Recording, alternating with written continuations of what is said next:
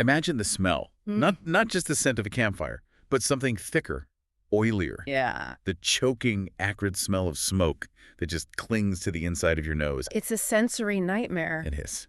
Now imagine the cold. You are a child, and you are wrapped in chains made of a black metal called magicite. A metal that doesn't just hold you, it burns your skin on contact if you even think about the power inside you. Exactly. And then you are forced to look up. In the center of your village, hanging from a tree, is your mother. Wow. That is the baseline trauma we are starting with today. We aren't easing into this. Not at all. Because today, we are talking about a world where magic wasn't just lost to time, it was murdered. Hunted down. Hunted down to preserve a monarchy built entirely on fear. We are talking about a young girl who has a chance to bring that magic back or destroy herself and maybe the whole world trying. The stakes are incredibly high right from the jump. They really are. Welcome, everyone. Today, we are doing a deep dive into Children of Blood and Bone by Tomi Adeyemi. A modern classic. Yeah. And for very good reason. It really is. It reshaped the landscape of YA fantasy when it dropped. Yeah. So, our mission today is to step into the land of Orïsha. Which is this gorgeous world inspired by West Africa. Rich with mythology, beauty, but also, as we just described, scarred by a horrific genocide known as the Raid. Right. And we are going to unpack a story that really blurs the line between magical fantasy and some very harsh, very real social commentary. We are. We aren't just going to recount the plot today. I mean, the plot is a roller coaster. But it's nonstop. It is. But we are going to dissect the cycle of violence that drives every single character in this book. The burden of generational trauma. Yes. The complex definitions of duty versus right and how power, who has it, who wants it, and who is absolutely terrified of it. Shapes everything. Everything. So let's unpack this. We have to start with the world itself. The foundation. Right, because the way Danny sets up the society of Orïsha dictates everything that happens to our protagonist, Zélie Adebola. It's a caste system, essentially. But I think it's important to note it's not just a social hierarchy. It's a biological and spiritual apartheid. Good word for it. You have two main groups, the Kosadan and the Maji. Let's break those down for everyone. The Kosadan are at the top. Right. They are the non-magical ruling class. They are considered the norm in this society. They hold the power. All of it. The institutional power, the army, the monarchy, the economy. They're the ones writing the history books. And at the absolute bottom, you have the diviners. But before we even get to them, we have to talk about who they used to be. The Maji. The Maji. Historically, they were the ones with the power. They were the connection to the gods and the earth. And they had a very specific physical marker, right? Yes. White hair. Stark white like snow, which is the key physical trait in this book. If you have white hair, you are marked. Exactly. And the Maji could wield magic, or ashe, which was gifted by the gods. And we should clarify, this wasn't just like generic wand-waving magic. No. It was highly specific. There were 10 clans. Right. You had connectors who could touch minds and dreams, tiders who manipulated water, burners who controlled fire, reapers who could commune with the dead. Grounders, winders, healers. Exactly. It was a diverse ecosystem of power. Orïsha used to be a place where magic was just interwoven with daily life. But then came the Raid. The Raid. This is the shadow that hangs over the entire book. 11 years ago, King Saran, who is the current ruler, decided that magic was simply too dangerous. And he didn't just decide it, he acted on it with terrifying efficiency. He really did. He found a way to sever the connection between the Maji and the gods during a specific celestial event. And the moment the magic flickered out, the very second they were powerless, he gave the order. The order to kill them all. Genocide. Plain and simple. Every single adult Maji, anyone who had active magic was slaughtered. In their homes, in the streets. Which brings us to the diviners. These are the children left behind. Right. Zélie was just a little girl when the raid happened. She watched her mother get dragged away. The diviners are the generation of trauma. They have the white hair, which, as we said, marks them instantly as other. And they have the potential for magic in their blood. But no actual magic. Right. Because the connection was severed 11 years ago, they have no power. They are dormant. So they have the target on their back, the white hair, but absolutely no way to defend themselves. They are walking victims. And the Kosadan ensure they stay that way. They do. The text makes it very clear how the ruling class views them. There is a specific word that gets thrown around constantly in the book. Yeah, maggot. Maggot. It's such a visceral, ugly word. It's a slur. And it's used with devastating effectiveness by the author. It does two things. First, it expresses disgust, comparing these people to rotting flesh or pests. Dehumanizing them. Exactly. And second, it justifies their mistreatment. Mm. If you can convince your soldiers and your citizens that a group of people are maggots, you don't have to treat them like humans. You can step on them. And we see this right in the first chapter. It is not subtle. Zélie is training with her mentor, Mama Agba, and she's fighting a girl named Yemi.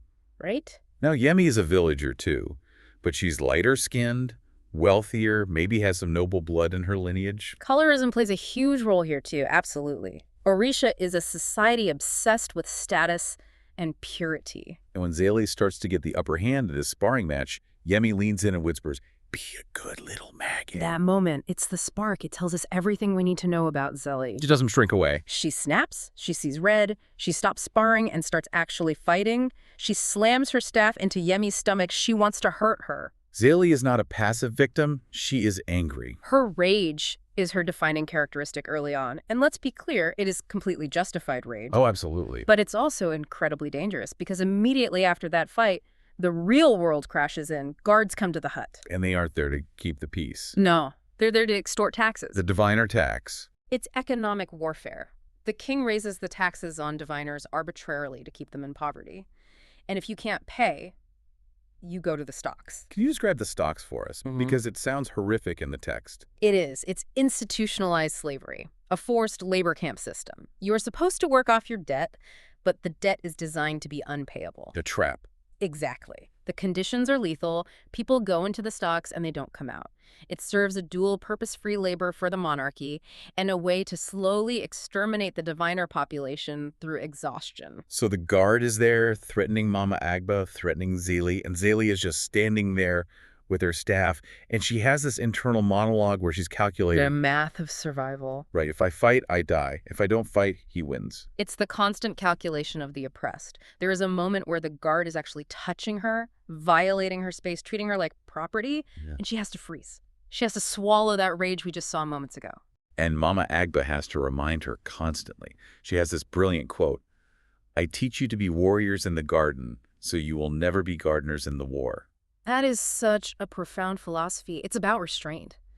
Mama Agba knows Zélie has her mother's fire. She knows she wants to fight. Yeah. But she also knows that in Orîsha, a diviner who fights back is a dead diviner.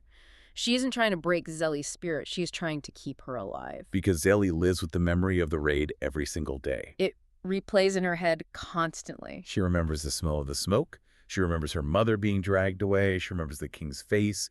That memory is the driving force of her existence. She's entirely defined by what was taken from her. And that definition creates a very specific worldview for her. The world is them versus us, and they want us dead. Which isn't wrong. She isn't wrong, but that mindset makes trust incredibly difficult moving forward. So we have the setup, this powder keg of a society. And then we have the catalyst, the spark that actually lights the fuse. And surprisingly, it doesn't start in the slums of Ilorin where Zélie lives. No, it starts in the royal palace, and they'll go. It starts with the other side of the coin, Princess Amari. Yes. Ari is the king's daughter. She's a Kozadan. Yeah. Royalty. She lives in a palace of gold and silk. By all accounts, she should be safe, right? She should be comfortable. Physically, yes, she is safe, but emotionally, she is a wreck. Completely. She is the spare heir, she's timid, she's terrified of her own father, and Adeyemi does something really interesting here. She shows us that the toxicity of this regime poisons its own children too. How so? Well, Amari is constantly bullied by her mother about her skin tone. She's darker than the ideal Kosodan beauty standard, so she feels profoundly inadequate. And her only real friend, the only person who treats her like a human being and not a disappointment, is her servant, Binta. Right. And Binta is a diviner. She has the white hair. But because she serves the princess, she has a level of protection. Or so they think. Or so they think. This is where the inciting incident happens. An admiral brings a lost artifact to the king, a scroll. The Sunstone Scroll. It's a magical artifact from the time before the raid, and just being in the room with it, Binta reacts. she does. Because the magic isn't dead. It's just dormant. Exactly. The scroll awakens the latent magic in Binta's blood. She starts to glow. The ashe flows through her. It's this beautiful moment of proof that their culture actually survived. And King Saran's reaction, it's not curiosity, It's not wonder. It is immediate lethal violence. He draws his sword and cuts her down. He kills his daughter's best friend right in front of her. He executes her, and the description is so brutal. He kills Binta, wipes the blade clean, and moves on like he just swatted a fly. He doesn't even acknowledge Amari's scream. To him, Binta was just an error to be corrected, a pest. That moment absolutely destroys Amari's world. It shatters the illusion. Up until that point, Amari could pretend. She could tell herself, my father is harsh, but he keeps us safe, or the stories about the raid are exaggerated. Right. But when she sees Binta's blood on the palace floor, she can't pretend anymore. She realizes her father is a monster. So she makes a choice. A wild, desperate choice. She steals the scroll, the very thing that got Binta killed, and she runs. It's an incredible transformation from timid princess to fugitive in the span of an hour. She isn't running to save the world initially, is she? Not at all. She's running because she physically cannot breathe the same air as her father anymore. She steals the scroll as an act of defiance. It's a fascinating parallel between her and Zélie. You have Zélie, who is oppressed by the system from the outside, and Amari, who is trapped within the system. They are both victims of King Saran's tyranny, just in very different ways. Zélie deals with systemic poverty and physical violence. Amari deals with psychological abuse and the horror of witnessing the violence her privilege is built upon. But grief connects them. Grief is the bridge, yes. Now, we have to talk about the other person in the palace. The person who chases them. Prince Inan. Oh, Inan, the captain of the guard. The dutiful son. The golden boy. Inan he is so messy. I find him so compelling because he is just endlessly conflicted. He really is. He is obsessed with protecting Orïsha. He has swallowed his father's propaganda whole. He believes, truly believes, that magic is the root of all pain. Which is deeply ironic and, frankly, tragic, because Inan has a secret. A secret that is literally eating him alive. Yes. Here's where it gets really interesting. Inan the prince, the captain of the guard, the son of the man who eradicated magic, is a Magi. He is. He starts having these episodes. He calls it the infection. He can sense feelings. He can connect to minds. He is a connector? The very thing he has been trained to hate, the thing he has been trained to hunt down, lives inside his own body. Talk about self-hatred. It's not just that he's hiding it from his father. He hates himself for it.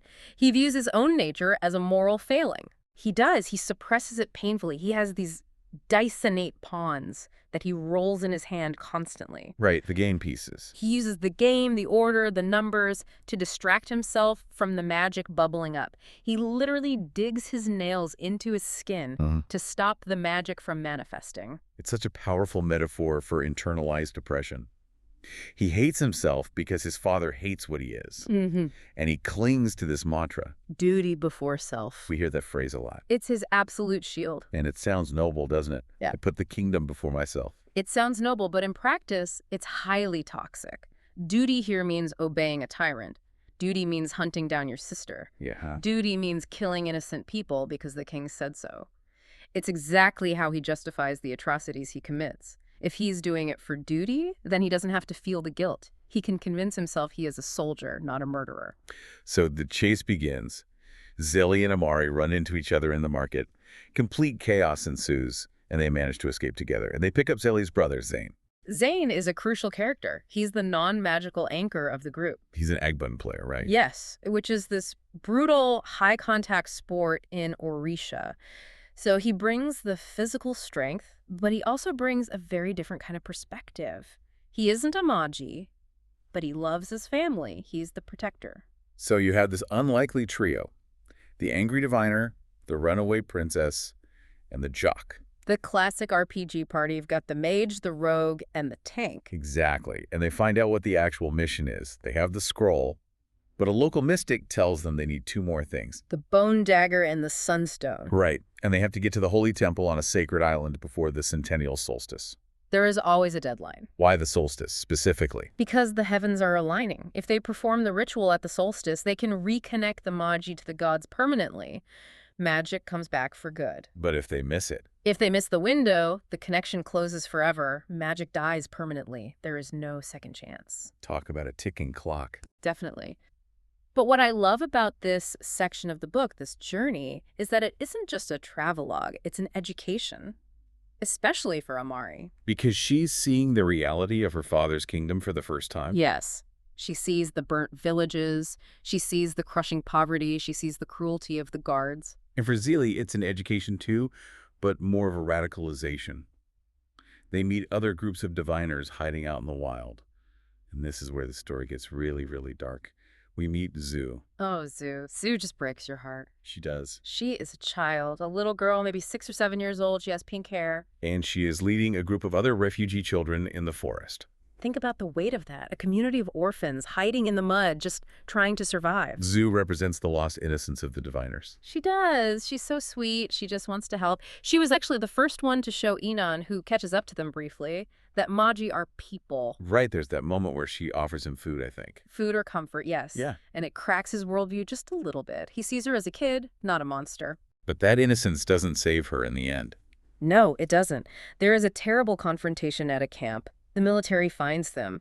And Zhu, she tries to walk forward. She tries to de-escalate the situation. She holds her hands up to show the guards she's not a threat. And the guard. They shoot her. They fill a child with arrows. It's shocking. As a reader, you expect the cute kid to survive.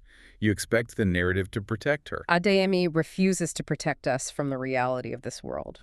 Zhu's death reinforces the absolute brutality of the regime. Innocence is no shield against systemic hatred. The guards didn't see a little girl holding her hands up. They saw a maggot. And then, immediately after that massive trauma, we get the reaction. We get Kwame. Kwame, he is a young man in the same camp. He's a burner fire magic. And he watches Zhu die. He watches the soldiers closing in. He knows they are completely trapped. And he makes a choice that changes Zélie forever. He uses blood magic. Now, we need to pause and explain this because it's a crucial mechanic. Normal magic uses Asha, right? The spiritual energy from the gods. It flows through you like water. But blood magic.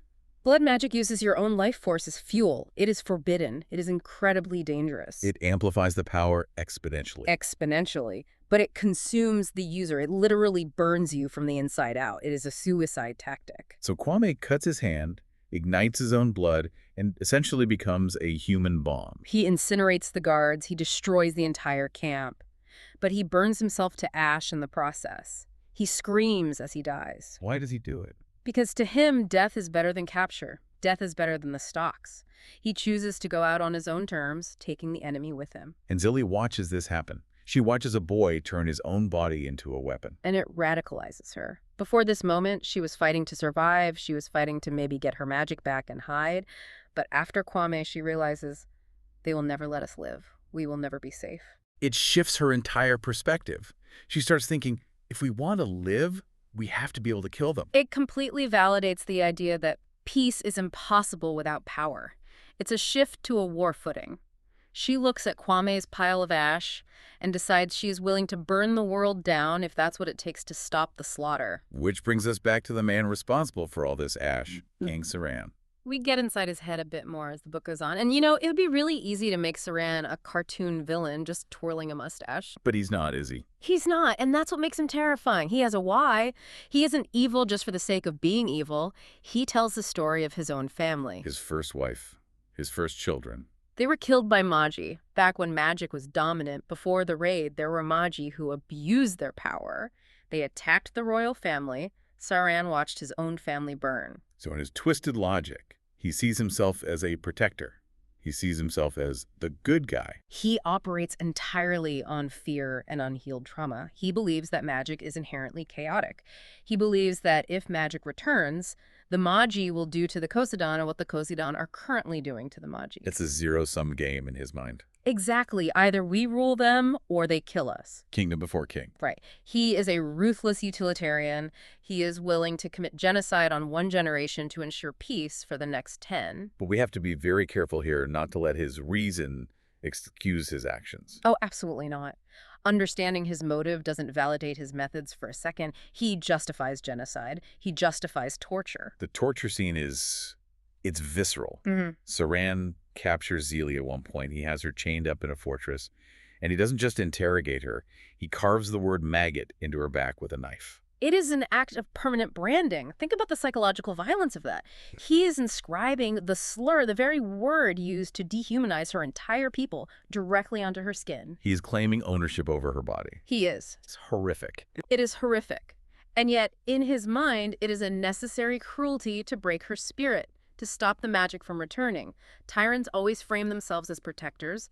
Saran destroys the kingdom, he burns his own villages, he kills his own subjects, all to save his version of it. While all this heavy, dark stuff is happening, there is this incredibly complicated, messy thread of connection developing between Zélie and Inan. The romance, the classic enemies to lovers trope.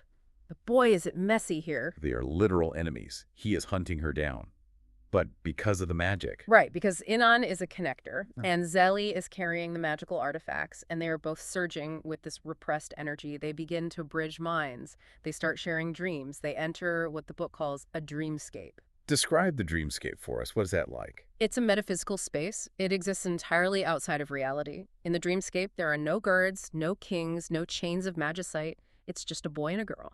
And in that space, they actually see each other's truth. This is key. Inan sees Zélie's memories of the raid. He doesn't just hear about it. He lives it through her eyes.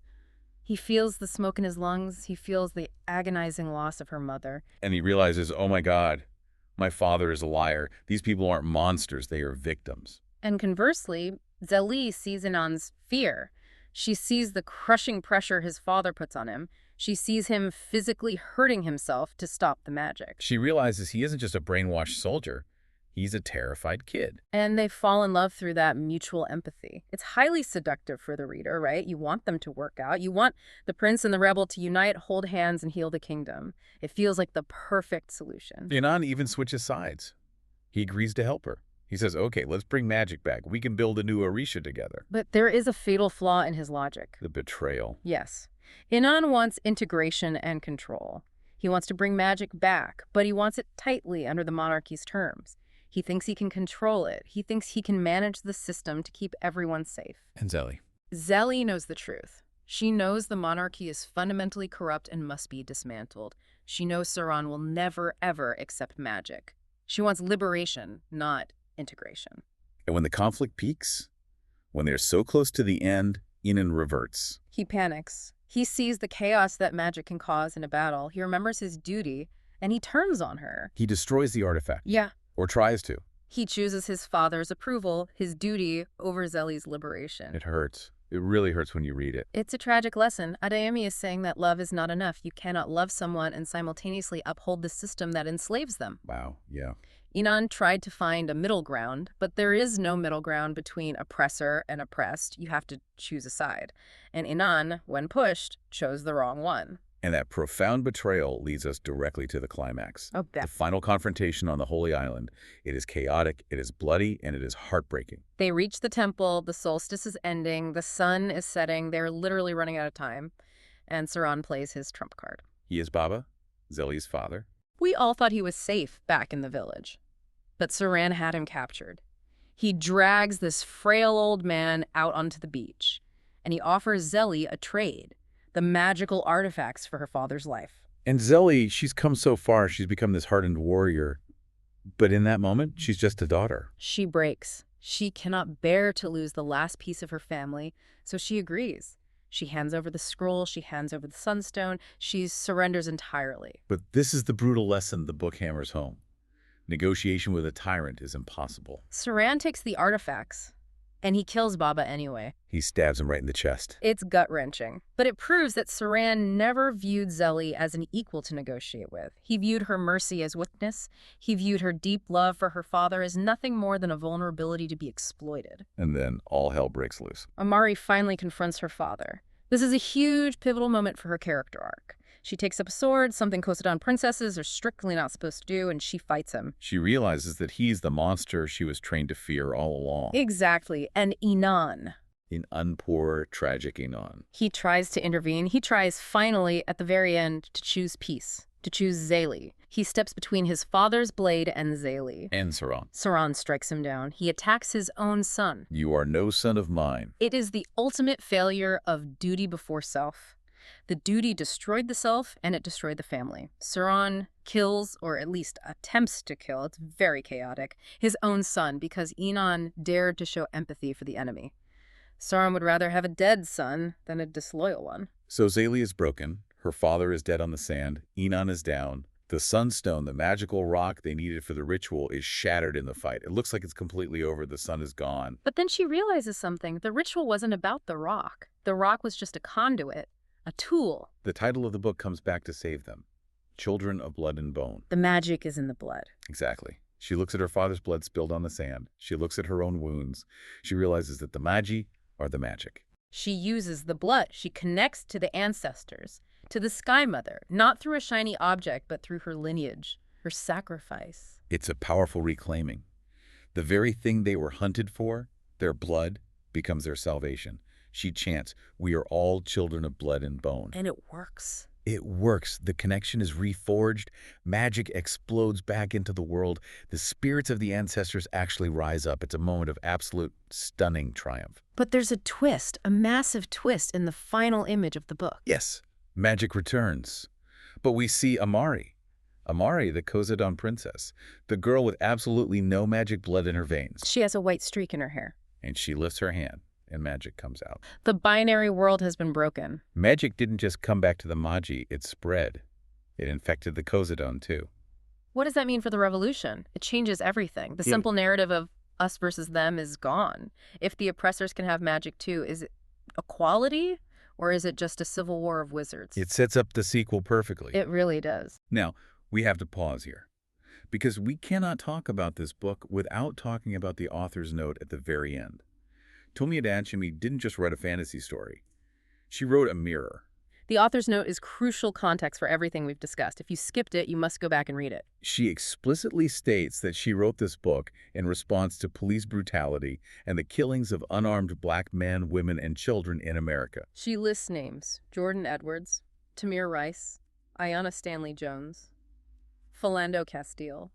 When you read the book with that context in mind, the metaphors become razor sharp. They stop being just fantasy tropes and start being direct allegories. The magi represent the marginalized black community. The guards represent systemic violence and policing. The raid represents the loss of history, the loss of life, the profound trauma that communities carry. Zélie's rage isn't just fantasy rage about a magical amulet. It's the rage of a community watching their loved ones die without justice. When she sees her mother hanging from the tree, that's lynching imagery. It's undeniable. It completely recontextualizes the entire fantasy. It's not just an escape. It's a way to process real-world horror. Adeyemi is essentially saying to the reader, look at this pain, look at this fear.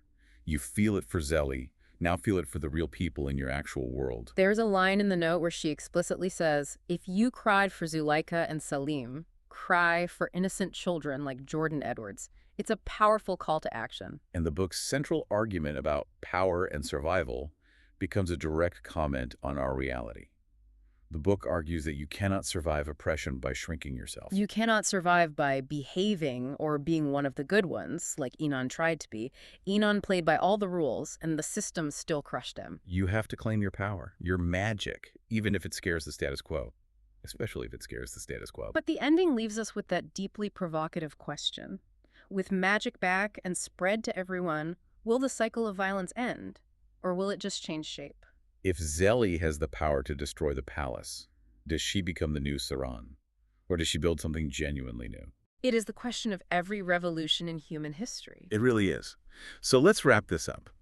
We've gone from the tiny hut in Elloren, through the jungles and the desert, all the way to the violent return of magic on the sacred island. We've seen love, betrayal, genocide, and rebirth. It is a massive journey. A heavy one, but an absolutely necessary one.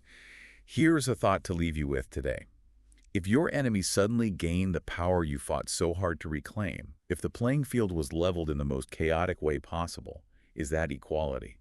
Or is it just a new threat? And in our world, what is the magic that we are suppressing in others just to make ourselves feel safe? That is the question you have to answer for yourself. Until next time, keep diving deep.